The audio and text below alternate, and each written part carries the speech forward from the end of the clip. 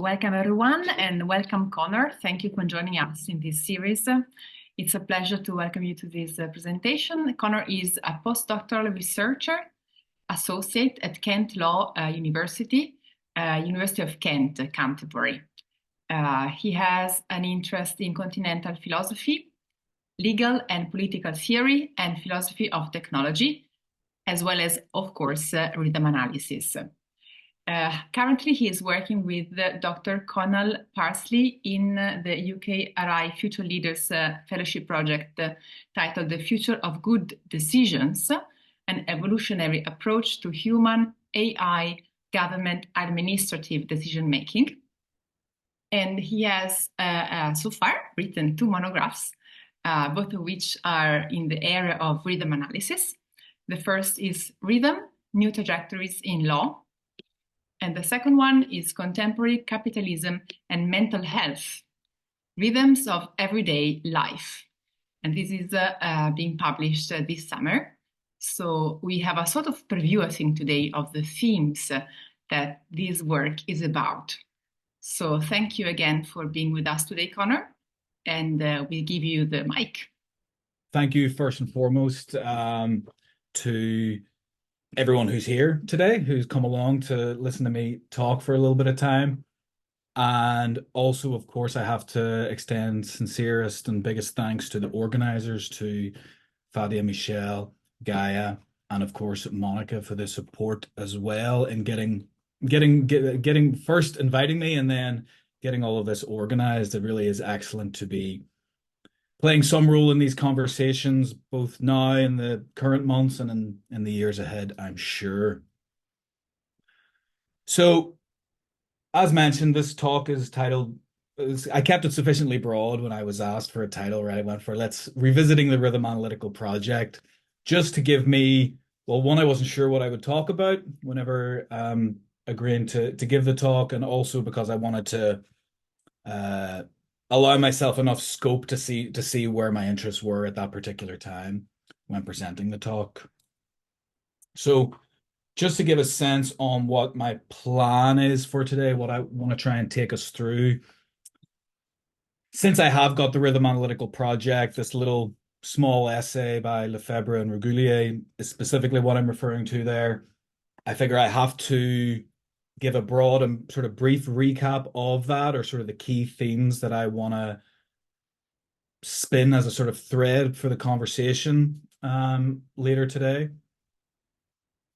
But really what I want to try and do is talk about this essay, the Rhythmanalytical project, and the broad approach of rhythm analysis in order to try and articulate my own evolving relationship with rhythm analysis and sort of my take on the possibilities for rhythm analysis as a method. And as mentioned in Guy's introduction there, I have particular interests, maybe my background philosophical interests are in, people like Gilles Deleuze, Félix Guattari, Bernard Stiegler, Gilbert Simondon, people like this.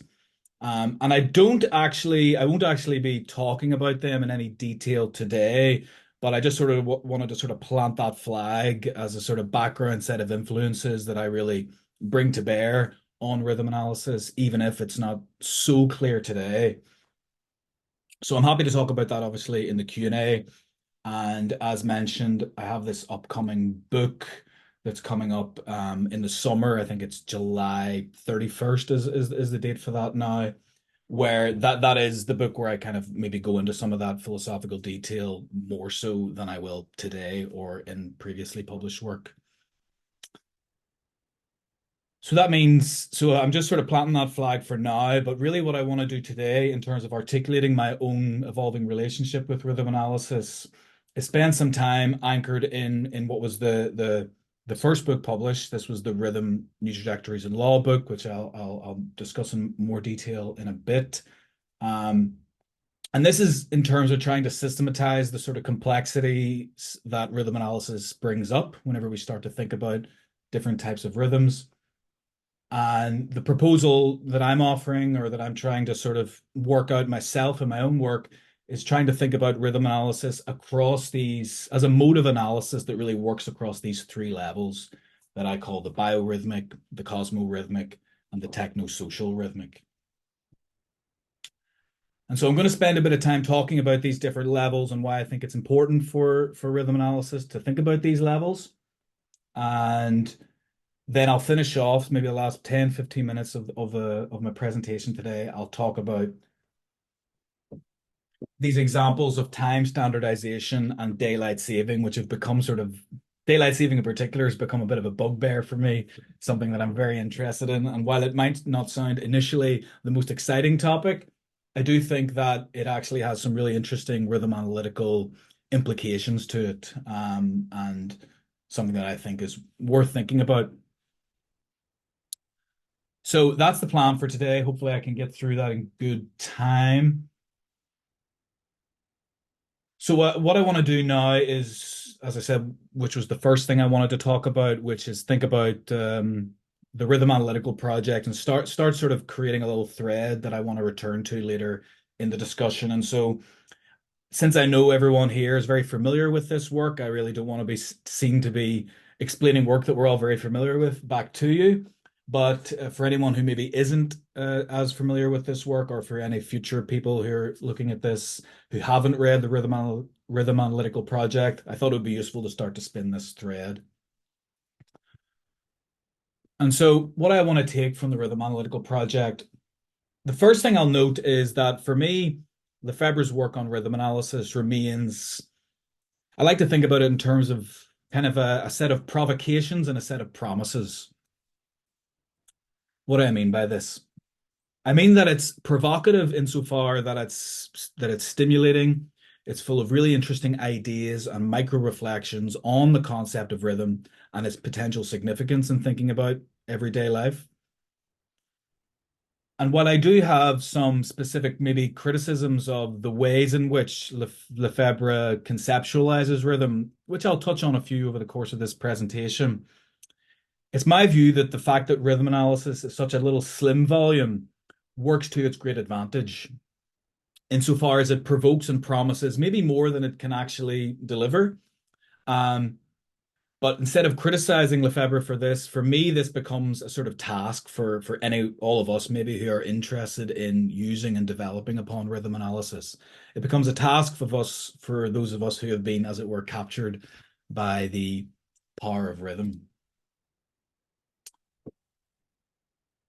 Now, building on this, what I want to do now is briefly just articulate the really the three main themes that are taken from the Rhythm Analytical project.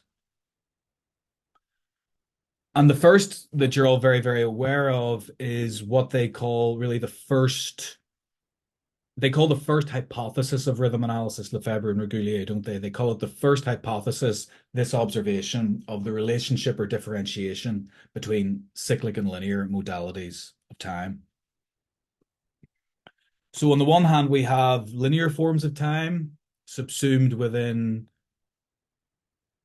clock time, described as abstract, quantitative, homogeneous, measured externally and objectively, desacralized, and most closely associated with working time. And linear time has a specific modality of repetition in the text. And this is described as the type of repetition which is brutal, tiring, exhausting, and even monotonous. And so this form of linear time, it seems to me, since they link it to the invention of watches, they're essentially referring, of course, to the temporality of maybe industrial and colonial capitalism. So that's the linear modality of time. The cyclic modality of time, I mean, it's really everything the linear is not, right? It's concrete, qualitative, measured internally, heterogeneous, polyrhythmic, linked to the sacred, and at least in the context of industrial capitalism, isn't linked to working time, though it probably is linked to working time outside of maybe in agricultural forms of production, for example.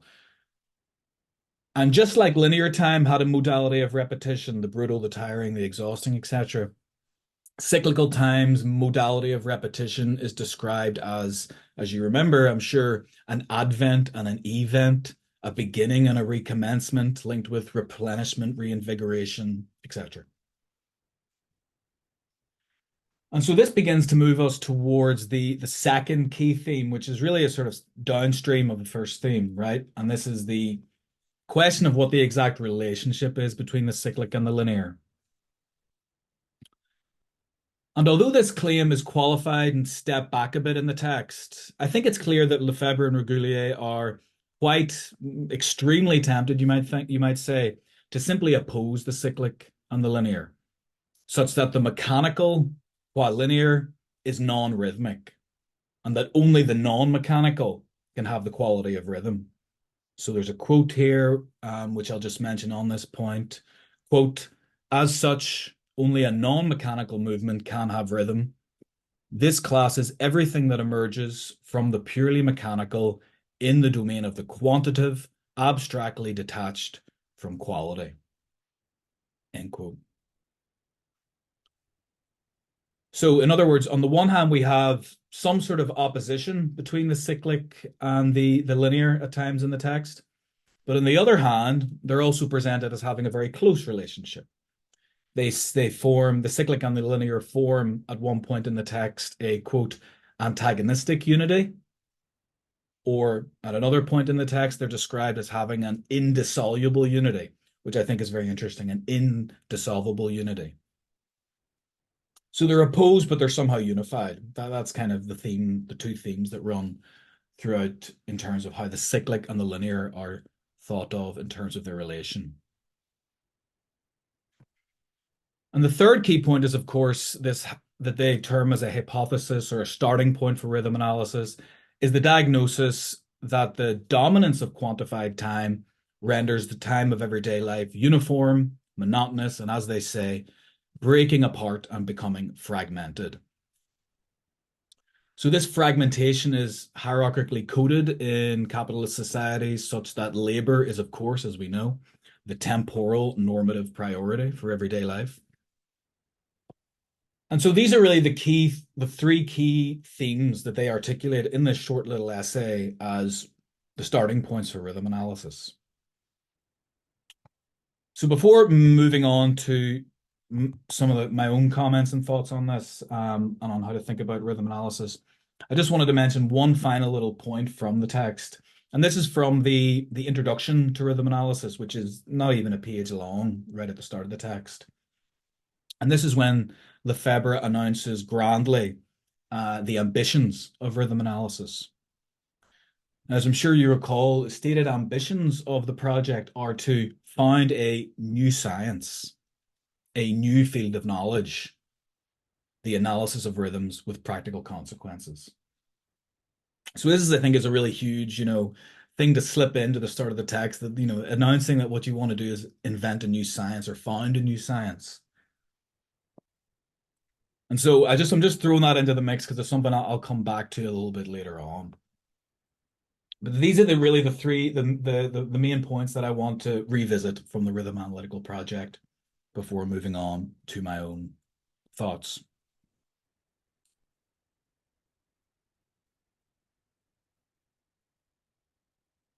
Okay, so as I said, from here I'd really like to start to discuss aspects of how I've tried to think about this myself and how I've really sought to try and build on these provocations and promises, as I've called them, in the making of methodological and philosophical contributions to rhythm analysis.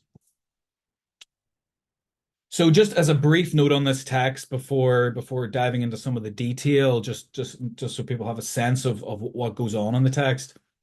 The text really has three, I'd say, main contributions or attempted contributions. And the first is to provide an entry point, what I'm calling a rhythm analytical entry point for people who are maybe new to the literature to sort of get a sense on the possibilities and the affordances of rhythm analysis. The second chapter tries to, as it were, provide some historical precedent for that, offering a combined reading of Plato's cosmological dialogue, the Timaeus, alongside his what we might call nomological dialogue, the laws, and try and think about Plato as a proto-rhythm analyst in this sense. But the third main point, the main contribution of the book, which is what I'll be focusing on for the majority of today, is one that goes in both directions of what I'm calling here this rhythm law nexus, these connections between law and rhythm.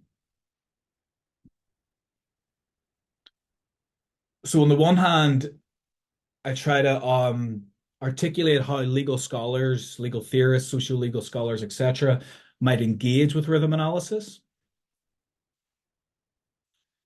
And on the other hand, I try and bring legal objects of analysis, what I call nomorhythms in the text, to bear on rhythm analysis. So if you like, the first of these two sub-contributions are what why law should care about rhythm, and the second one is why rhythm should care about law, if I want to put it like this.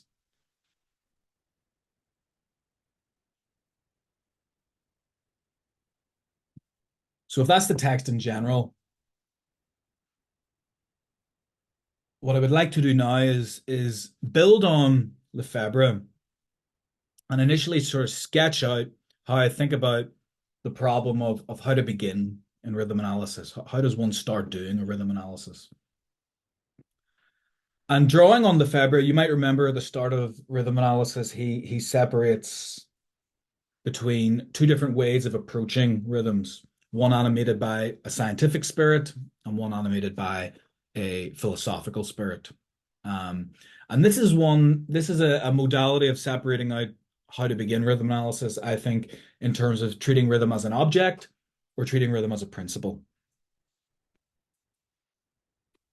And treating rhythm as an object involves really zooming in, empirically zooming in and exploring and comparing concrete rhythm objects. For example, as we'll discuss in a moment, human circadian rhythms, and using these to build up a detailed empirical picture, which can then be used for, say, diagnostic or prescriptive purposes or other kinds of purposes. So this is the approach that Lefebvre links with the scientific spirit.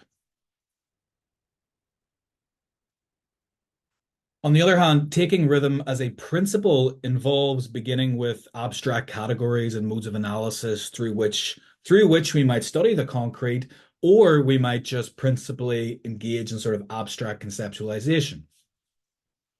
So this is the more philosophical method, and it's via this that I try and link rhythm analysis with the history of process philosophy more generally, with the proviso that thus far in my research, I've really only been focused on the Western process philosophical tradition.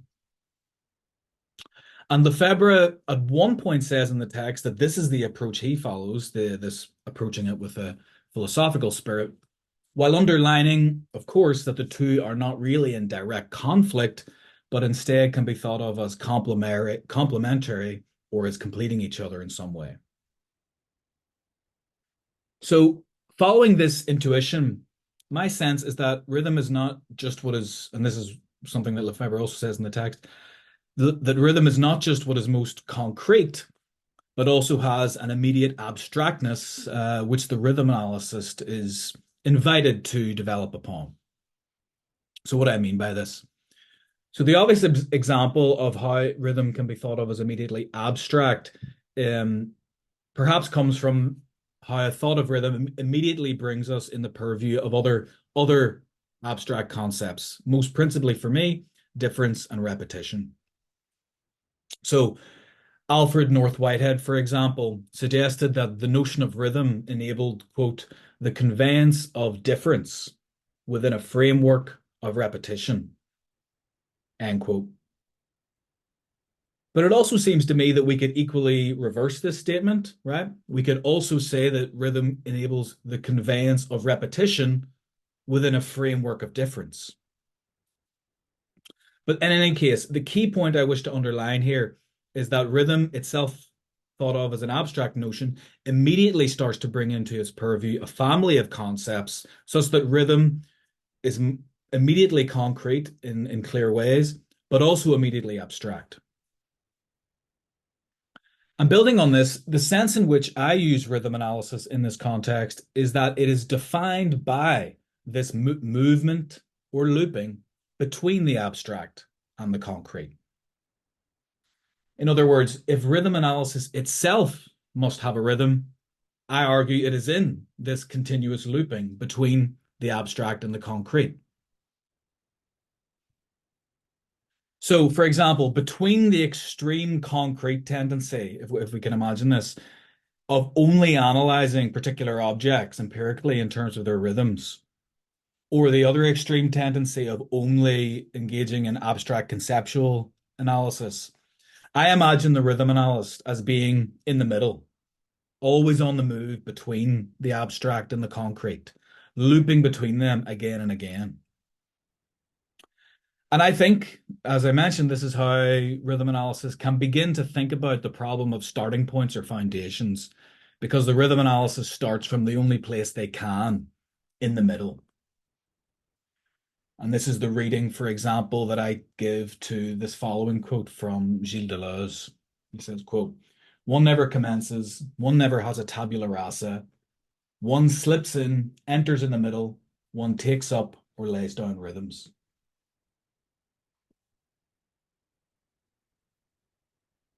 So,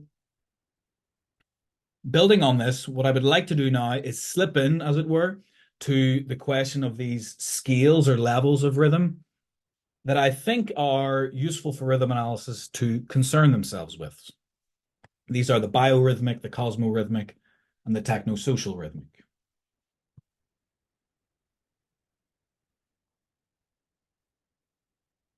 Okay, now let's see if this video will work without. Okay, that seems okay. So I'll get to what that video is in a moment.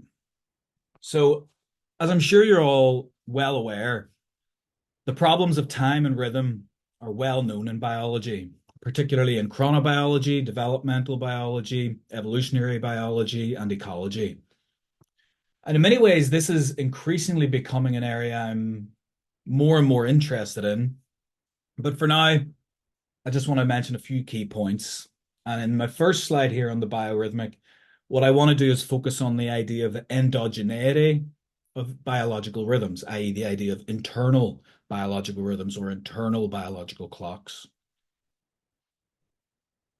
Now, as a brief note, the history of the science of endogenous circadian rhythms, we can go back to Jean-Jacques Dortoux de Marin, who is often suggested as a key starting point for contemporary chronobiology, namely via his experiments on this plant you can see here in this video, the Mimosa pudica, which also gets called the sensitive plant or the shame plant. Maybe you know about it.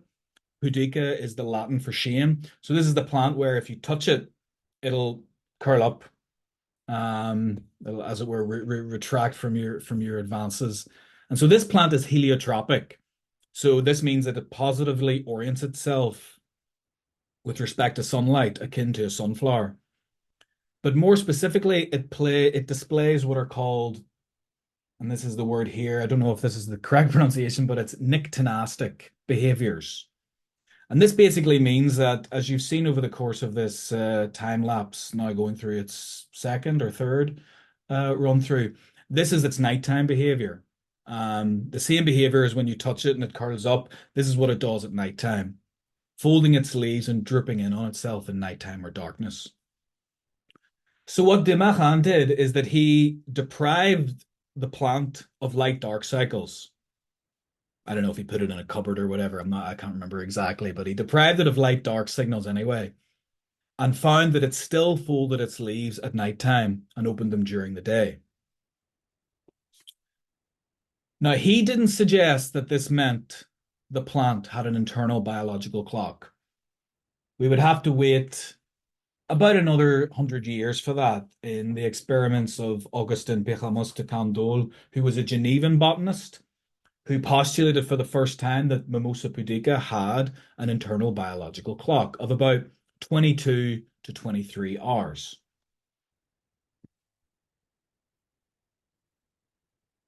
And this idea of endogenous circadian rhythms, and here I'm speaking very generally, perhaps was not fully acknowledged in the literature until about the 1960s, but has become mainstream in recent years. So, for example, the 2017 Nobel Prize for Physiology or Medicine was given to Hall, Rosbach, and Young for their discoveries of the molecular mechanisms underpinning the circadian rhythms of the Drosophila melanogaster, which is a type of fruit fly you can see here. So they were able to turn on and off particular genes to, as it were, pause their circadian rhythms for certain things over the course of the day.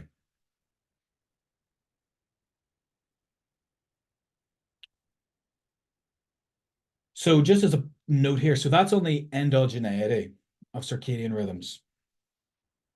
So the term used in the literature to think about what an internal biological clock, the loops and cycles that it goes through, the term in the literature for this is what's called free running. What is the free running rhythm of an organism in constant environmental conditions? So that's like the plant deprived of light dark cues. And whenever a rhythm persists in controlled and constant environmental conditions, the idea here is that this is evidence for endogenous or internal biological clock mechanisms that aren't purely just reception of outside signals.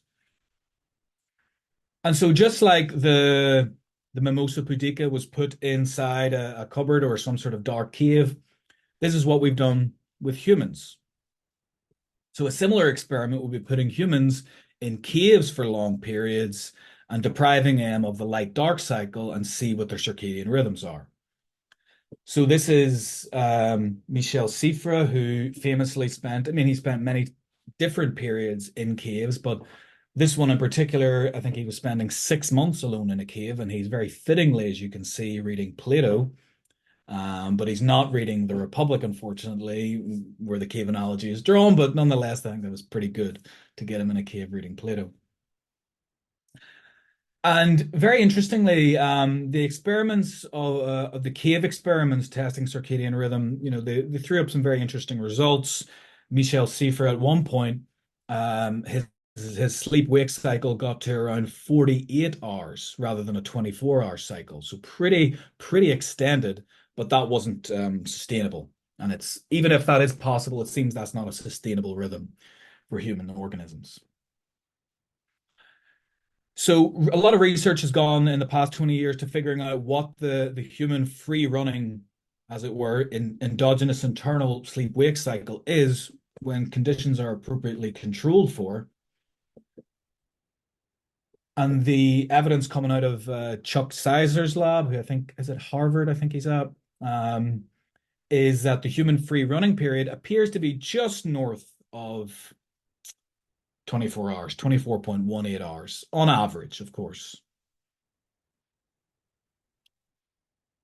But whenever I first saw that number, I remember thinking, why 24.18? Why not 24?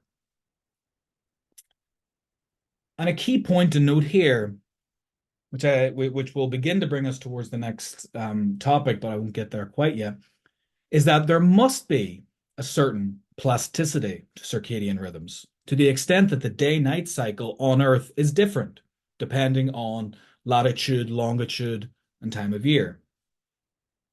So the human as a biorhythmic creature isn't just free running all the time, right? If free running is about what the rhythm is in constant environmental conditions, that doesn't really apply to what it is to live on Earth, where environmental conditions are constantly changing.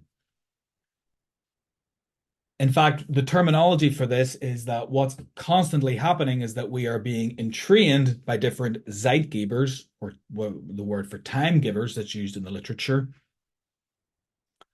And the key Zeitgebers that are studied are food timing, social activity, locomotory patterns, temperature, and by far the most studied Zeitgeber, is maybe you're getting the sense of at the moment, is light.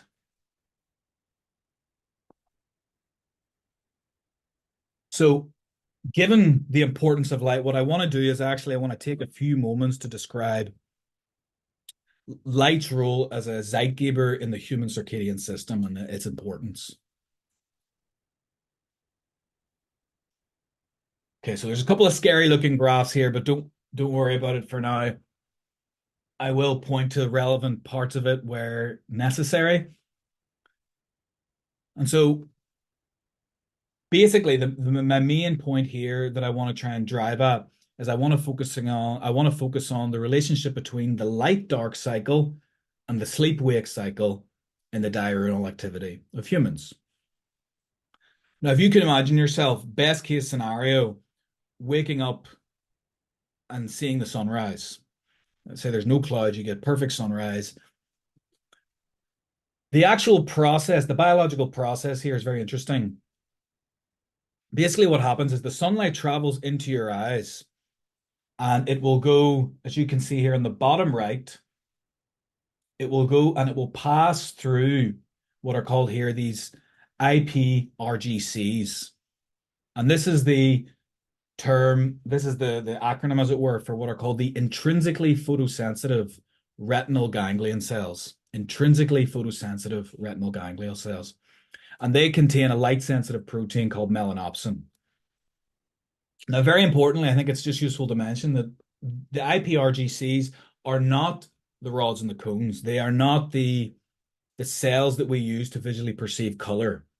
Indeed, they tend to be called non-visual photoreceptors, i.e., they process photonic information, but they do not appear to be directly involved in conscious image perception. So they're light sensitive, but they have no role in actually forming our image of the world. I think that's important. And this light information is communicated to a small area in the hypothalamus, which is about the size of a grain of rice, called the suprachiasmatic nucleus. And so you'll see it in the top right here, the SCN, this little red thing, red circle. And the SCN is directly connected to the pineal gland.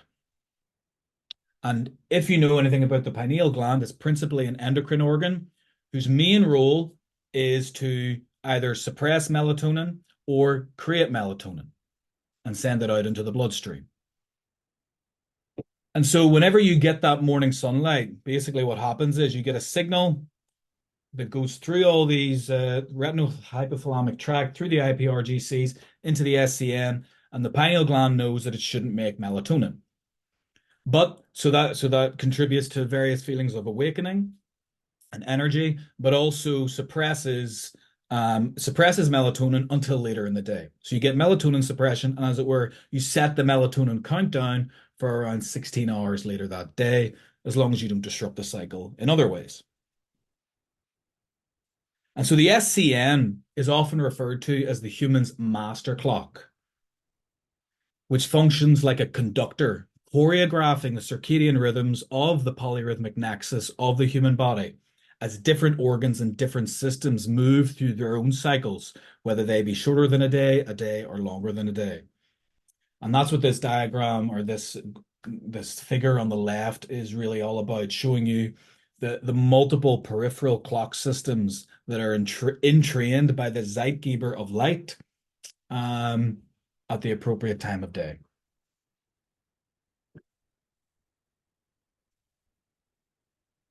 Okay. So I probably don't have time to linger too long on this, but this is just an average of I'll just say one point on this actually. The beautiful, I think, choreography of the suprachiasmatic nucleus really only appears to do so whenever there is a daily entrainment to the light-dark cycle. And this can, of course, be disrupted by what we might call improper light-dark cycles. And so the entire discussion of the biorhythmicity of the human, especially when we are speaking about these exogenous Zeitgebers such as light, puts us immediately in connection with what I will now briefly turn to as this second layer of the rhythm analytical approach as I conceive it, the cosmorhythmic.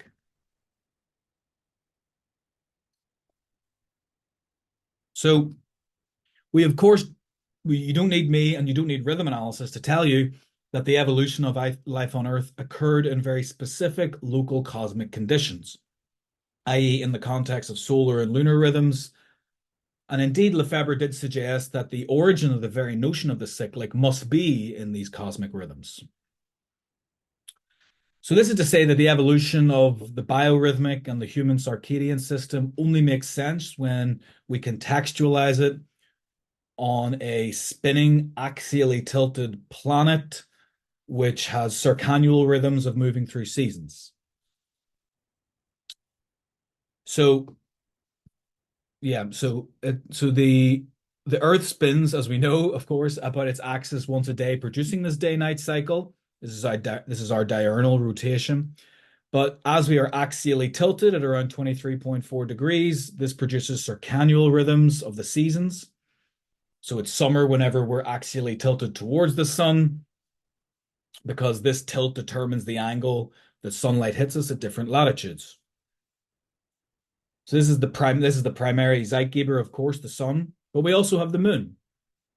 And the principal effects of the moon appear to be minimal nighttime illumination, and of course, via its gravitational pull, the tides. And so life has evolved in these cosmic conditions, and to varying degrees, different organisms have synchronized to different aspects of these rhythms.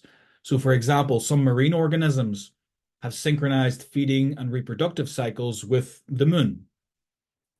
So, for example, what's called the Atlantic fiddler crab, this is the Leptuca pugillator, I think it is. They have circulunar clocks that also have a tidal element. I think this is interesting. They release their larvae at new or full moon at the hour of high tide.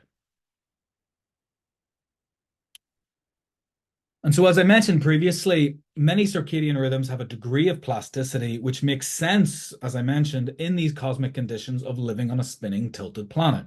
Our environmental conditions are changing, and we're able to adapt to these changes through constant entrainment from the environment. And so that brings us to this final level, what I call the technosocial rhythmic, as another level or scale of rhythm. And while this is quite a vast idea, I think it's useful insofar as it helps us zoom in on the ways in which our sociotechnical systems measure, organize, and enforce time. This obviously must be to do with reaching into the calendrical, organizing year-long time schemes, as well as various rituals and cycles related to calendrical periods, whether they be monthly, yearly, 5-yearly, whatever, and so forth. And so for me, these are always socio-technical insofar as they will comprise techniques of time measurement coupled with, and although I'm not particularly committed to this framing, but something like a cultural hermeneutics. There will be some sort of system of meaning making related to these techniques. So an example is that of the evolution of the clock as a way of timekeeping to organize daily life. And the mechanical clock emerges in the 13th century. However, I do like the angle that I should put this up. I do like the angle that Lewis Mumford takes on this, if you're aware of it, where he goes a little back further in time, thinking instead of Benedictine medieval monasteries in the West as the birthplaces of Western capitalist modes of temporal order and control, particularly via the creation and enforcement of canonical hours around which everyday life would be measured in the monastery. So, in order for canonical hours to be measured, they needed to be, or to be enforced, sorry, they needed to be measured. And they would have used different techniques, such as sundials and water clocks. And indeed, it's important to note that for many years, many towns and villages would have relied on monasteries for their local timekeeping. Mumford says the following, quote, if the mechanical clock did not appear until the cities of the 13th century demanded an orderly routine, the habit of order itself and the earnest regulation of time sequences had become almost second nature in the monastery. One is not straining the facts when one suggests that the monasteries, at one time there were 40,000 under Benedictine rule, helped to give human enterprise the regular collective beat and rhythm of the machine. For the clock is not merely, a means of keeping track of the hours, but of synchronizing the actions of men. End quote. So a key point I wish to underline here with this notion of the technosocial rhythmic is that temporal experience is, of course, as we know, not independent of our technosocial systems. These systems rather form a layer through which such experience is filtered or mediated. Technology shape temporal experience by shaping our material practices in everyday life, as well as informing how we cognitively represent or imagine time. So, in other words, we don't simply use our timekeeping artifacts, rather, we psychosomatically sense the world with, alongside, or in collaboration with our artifacts, which are always inserted into some system of meaning. And of course, there really are a large variety of cultural hermeneutics which can be coupled with prevailing techniques of time measurement. And I think it's important to note here that many of these cultural hermeneutics, or indeed these technosocial rhythms themselves, are cyclic.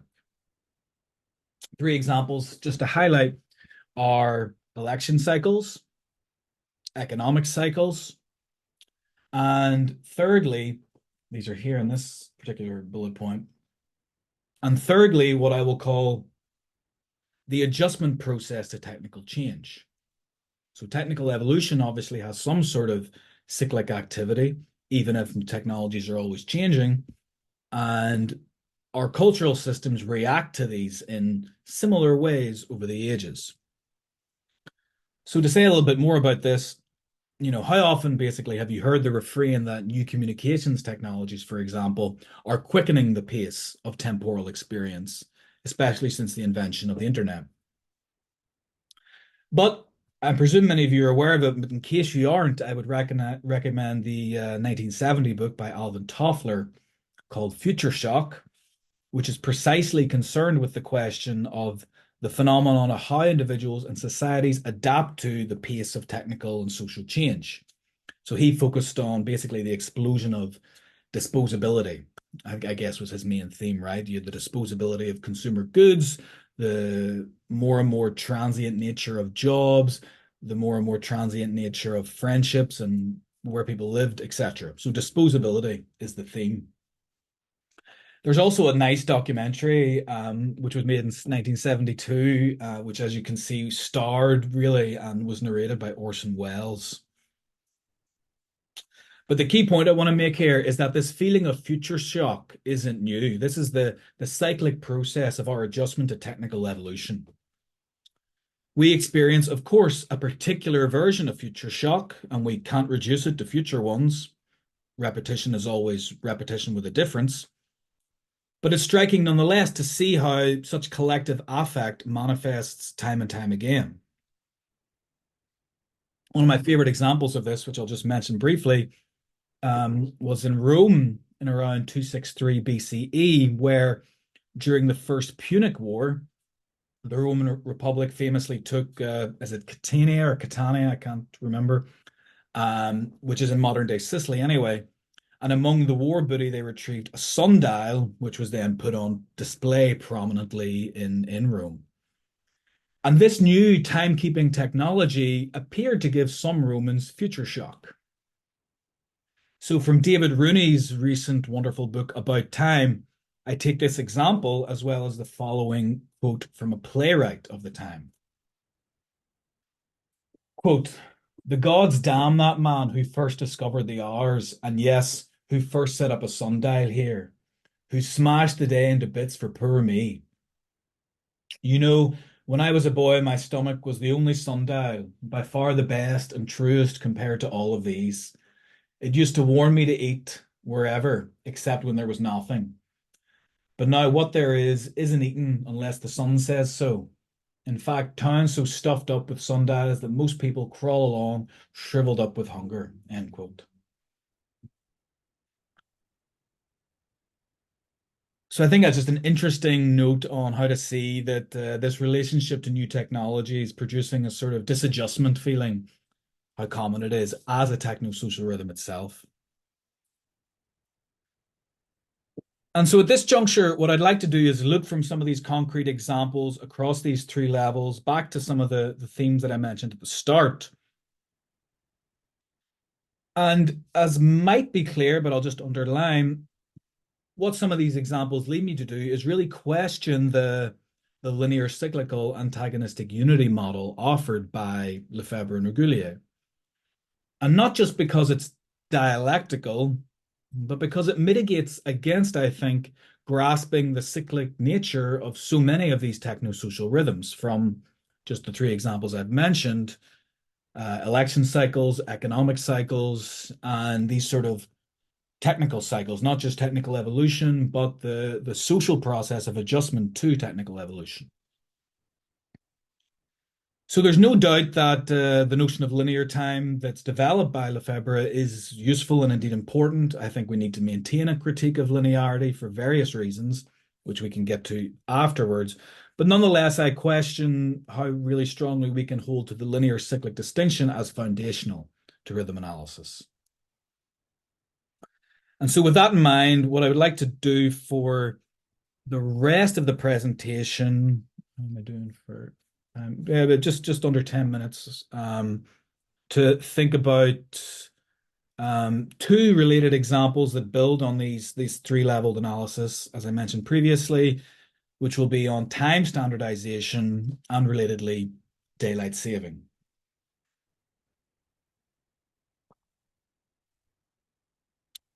So the first thing to note is that time standardization is a very recent phenomenon. Indeed, it's part of the techno-rhythmic transition we have undergone in the past 200 years or so, made possible in particular by, at least initially, by electrification. The classic story, of course, is that, just to take the UK as an operative example, we had the installation of the electric telegraph systems between railways, allowed them to synchronize with Greenwich Mean Time to choreograph railway timetables. And then, so the story goes, the march of progress continued until we were all operating off the same clock throughout a country, or more, as the case may be. So the story is obviously more complicated than this, but that's sort of enough for now.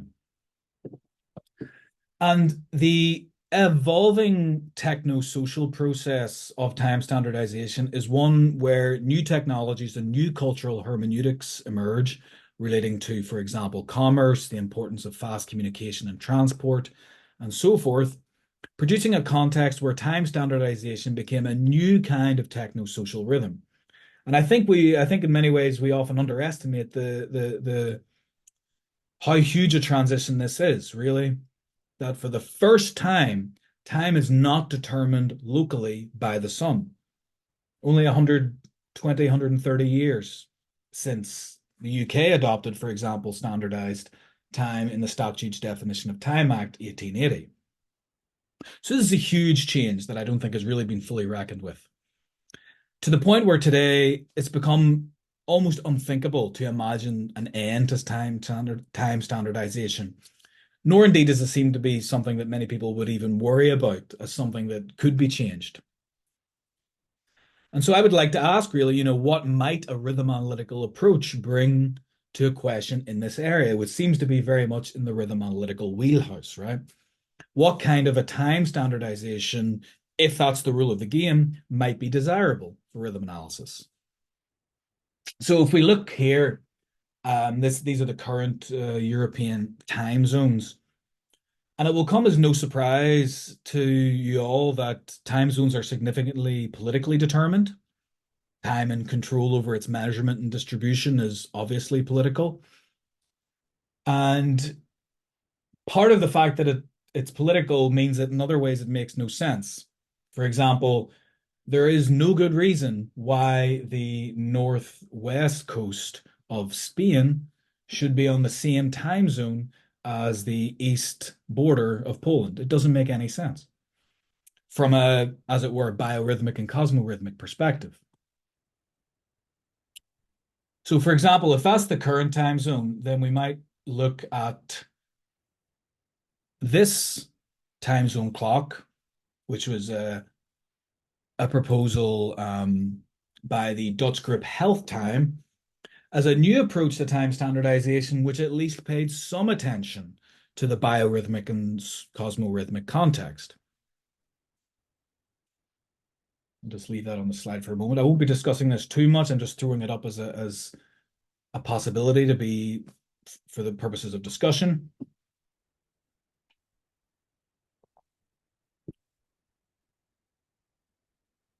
But additionally, just to start to move us on here, I think there's another, at face value, easier problem to solve than time standardization. And this is the phenomenon of so-called, as it were, daylight saving. And I want to argue that, just to kind of bring me to an end, I want to argue that daylight saving is not an inconsequential issue for the rhythm analyst, and that there are reasons why we should be motivated to abolish it. So in the terms I have been using, it seems to me that daylight saving offers no benefits from a cosmorhythmic, biorhythmic, or indeed technosocial rhythmic perspective. And let me explain why. So to return to the biorhythmic for a moment, as I mentioned before, circadian flexibility and plasticity is useful, has evolutionary value, but in our contemporary techno-rhythmic context, it might prove to be a double-edged sword. Now, an example here is the phenomenon, just as a parallel example for a moment, is the phenomenon of shift work, particularly night shift work. So in the UK, for example, out of the 33 million people in employment, about 3.8 million are in shift work, which is just under 12%. I'm not sure how many of those are in night shift work specifically, but the figure is quite high. But we do know, for example, if you've read the International Agency for Research on Cancer, who are the specialized cancer agency as part of the World Health Organization, as early as 2007, they suggested that shift work, and specifically night shift work, was a possible carcinogen for humans. And in their 2020 report on the topic a couple of years ago, their evaluation was that night shift work, importantly including transmeridian air travel, is a probable carcinogenic to humans in their so-called IARC Group 2A, which is the second highest on their risk categorization scheme. And this is for a couple of reasons.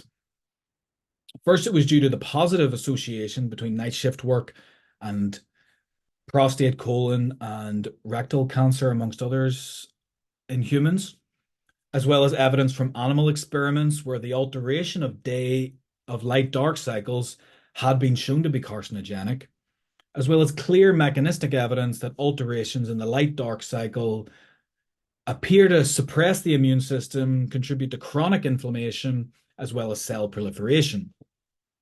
So in short, night shift work is a probable carcinogen, largely due to the fact that it constitutes what we might call a chronic circadian disruption. So that's a sort of parallel example to daylight saving. So the idea here is not that daylight saving and night shift work are the same thing, and I don't make any claim to be saying they're the same thing or make a judgment as to the relative levels of risk involved, but effectively a similar process is happening. So to give you an example, if I fly one time zone eastward, which is essentially what the clock springing forward is, it's effectively making us feel like we're going one time zone eastward. So if I flew to France or Germany or Poland in the summer, one time zone eastward, I might initially feel a little bit out of sync, but with the right, as it were, light dark cycles and training, my body would quickly catch up and resynchronize and everything would be fine. But the problem with daylight saving is that while we get this same feeling of maybe initial misalignment, especially when it feels like it doesn't just feel like we're operating on less sleep, we actually are. The problem is that the solar signal continues to give us an alternative picture. So we have a situation where we have chronically out of sync solar signals when we're operating on daylight saving time. So since we know light really is the primary human zeitgeber to properly synchronize our circadian rhythms, whenever these natural cycles are in chronic conflict with technosocial signals, this can lead to the sort of problems of chronically out of sync circadian rhythms. And so what would a rhythm analytical approach do here? A starting point here, I think, is that it would lead to at least considering and maybe initially following the reasoning and evidence presented in the 2019 position paper of the Society of Research on Biological Rhythms, where they presented a paper on why we should abolish daylight saving time. So applying the terminology I've been using rather than their own, so they don't use my terms, obviously. But the push they make in this article is that essentially we should be striving for a situation where our technosocial rhythms are aligned with cosmorhythms and as much as possible seek to make biorhythmic health possible. And there are real two problems with daylight saving. The first is the dance between the two, which is a problem because that's a circadian disruption itself. But the other is during daylight saving time, during the summertime, while some people claim to prefer it, it's more out of sync with the solar signal than what's called standard time, which is what we're on in Europe and the UK and the US between about October and March. That's standard time, and it's closer to those solar signals than daylight saving time. So the idea would be something like permanent standard time as a starting point. So just as a note, many researchers compare daylight saving to a form of social jet lag as we dance between these time changes, whereby the acute effects have been suggested not just to include sleep deprivation, obviously, but also poor performance, heart attacks, potentially traffic accidents. But the chronic effects of misalignment between the timing signals we get from the sun versus the timing signals we get from the technosocial milieu include decreased life expectancy, increased risk for various physical and psychiatric issues, among other issues of chronic circadian misalignment. Okay. So that brings me towards my conclusion. So how do I like to conclude? Well, it seems to me that, or one of the things I've tried to argue here is that rhythm analysis can also be concerned with how the biorhythmic, cosmorhythmic, and technosocial rhythmic aligns or misaligns or treats these as objects in which to include in their analyses. Now, Lefebvre, with the Rhythm Analytical project, suggested the founding of a new science, as I mentioned earlier. I don't know if this was the best term, a new science, but I think this idea of a rhythm analytical project is a really intriguing idea. Better yet, what about rhythm analytical projects? What about the multiplication and plurality of rhythm analytical projects? And really, that's what I've tried to open to with what I've offered today, the idea that we can open to multiple rhythm analytical projects. The schematization of these three different levels is maybe just one way of doing this, and hopefully fruitful way of moving between the abstract and the concrete. And obviously, I think that this question of time standardization and daylight saving is one such rhythm analytical project that can be engaged in. The second point I've tried to make is that while, as I mentioned, we need a critique of linearity, I think at times the linear cyclic model is perhaps insufficient insofar as it doesn't capture some of these technosocial rhythms as rhythms. And so the point here is that maybe we want to move towards more typologies of technosocial rhythms rather than maintaining a linear cyclic distinction. And I don't know if this is a benefit, but I'm going to suggest it as one, and you can tell me whether I'm right or not. But I think one benefit of this kind of approach, which is going outside comfort zones, is opening rhythm analysis up to potentially more transdisciplinary exchange and constitution of the field and proliferation, as I said, of rhythm analytical projects. And so that really, I think that's it. I think that's all I've got for today. Thank you again to for everyone for their attention and careful listening. And I very much look forward to discussing this with you further. Thank you very much.